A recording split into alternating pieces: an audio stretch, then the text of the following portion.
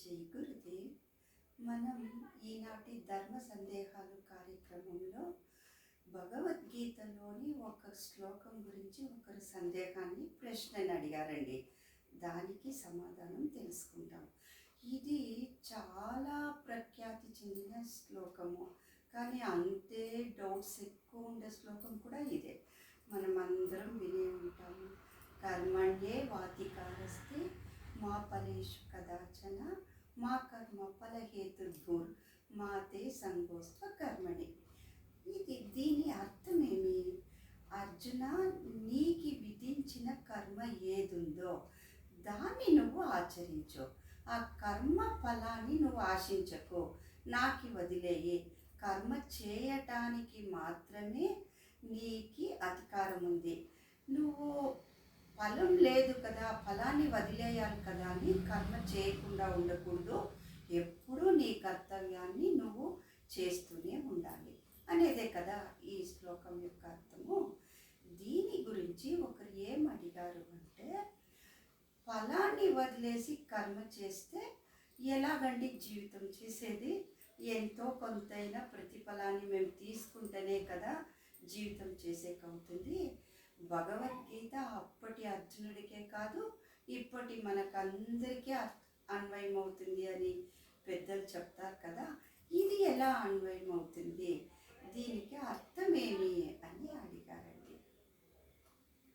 యాక్చువల్గా ఇది చెప్పిండేది మనస్సుకండి, మనస్సుకి సంబంధించిన విషయాలకి, అంటే ఆలోచనలకి, మన ఆలోచనలకి చెప్పిన పాఠం ఇది. మనం దీన్ని శారీరకంగా, అంటే శరీరానికి సంబంధించిన విషయాలకి, అంటే ఆఫీస్కి వెళ్ళడం, శాలరీలు తీసుకోవడం, వ్యవసాయం చేయడం, బిజినెస్ చేయడం, లాభాన్ని పొందడం అనే ఇట్లాంటి శారీరక విషయాలకి మనం అన్వయం చేసుకుంటూ ఉంటాము. అందుకే మనకి ఇది పూర్తిగా అర్థం కావడం లేదండి. ఇప్పుడు శారీరకంగా అని చూస్తే అర్జునుడికి యుద్ధం అనేది ఏమి కొత్త కాదు కదా. కాకపోతే ఇది పెద్ద యుద్ధం అయ్యిండొచ్చు, కానీ ఇంతకు ముందే వాళ్ళు ఎన్నో రాజుల మీద యుద్ధం చేసి విజయాన్ని పొందిన తర్వాతే కదా రాజసూయ యాగం చేశారు.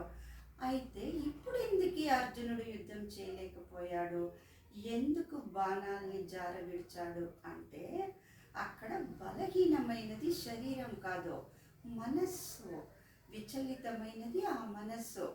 ఎందుకంటే తండ్రిని కోల్పోయి మేము రాజభవనానికి తిరిగి వచ్చినప్పుడు మాతో హక్కున చేర్చుకొని పెంచి పెద్ద చేసింది తాత భీష్మాచార్యులు కదా. చేతిలో ఆ బిల్లుని పట్టుకోవడం, బాణాలని సంధించడం నేర్పించినదే గురువు ద్రోణాచార్యులు కదా. వీళ్ళ మీద నేను ఇలా బాణ ప్రయోగం చేయడం అనే ఈ ఆలోచన అతని మనస్సుని విచలితం చేసింది కదా. ఆ ఆలోచనలకి దేవుడు ఇచ్చిన పాఠం అండి ఇది. ఎందుకంటే ఈ మనస్సు అనేది మన జీవితం మీద చాలా ఎక్కువ ప్రభావితాన్ని చూపిస్తూ ఉంటుంది. అది అంతర్ముఖ ప్రయాణమైనా కావచ్చు, బహిర్ముఖ వ్యవహారిక జీవితమైనా కావచ్చండి. ఇప్పుడు అంతర్ముఖం అంటే చూడండి, ఈ మనస్సు అనేది ఒక పెద్ద గోడగా నిలబడి ఉంటుందండి. అది తన ఆలోచనల ద్వారా మనల్ని ముందుకెళ్ళనీయదు. ఎప్పుడూ కూడా ఆ ఇంద్రియాల వైపు, శరీరం వైపుకే మనల్ని నెట్టేస్తూ ఉంటుంది. ఆ మనస్సు ఆలోచనలు తగ్గి శాంతించినప్పుడు మాత్రమే మనము చిత్తం వైపుకి, ఆత్మ వైపుకి, పరమాత్ముడి వైపుకి వెళ్ళగలుగుతాము. అట్లాగే వ్యవహారిక జీవితం కూడా అంతే. మనసు శాంతంగా ఉన్నప్పుడే మనము మన సమస్యని ఎదుర్కొంటాము, దాని నుండి విడిపడతాము. మనసు శాంతించలేదు అంటే ఏ ఒక చిన్న పనిని కూడా మనము సరిగ్గా చేయలేకపోతామండి. ఒక చిన్న ఎగ్జాంపుల్ తీసుకుంటాము. ఇప్పుడు నేను నా ఇంటి యజమాని అనుకుంటాము.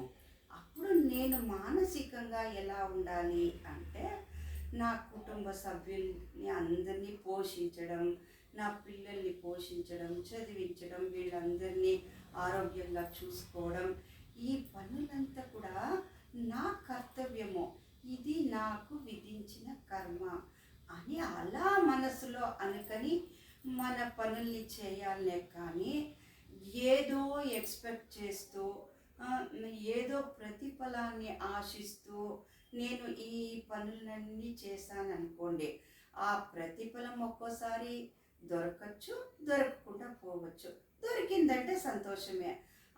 మనం ఎక్స్పెక్ట్ చేసిన ఆ ఫలం మనకి దొరకలేదనుకోండి, ఈ మనస్సు శాంతించదు, చాలా తనకలాడిపోతూ ఉంటుంది, ఎప్పటికీ మనల్ని ప్రశాంతంగా ఉండనీయదండి.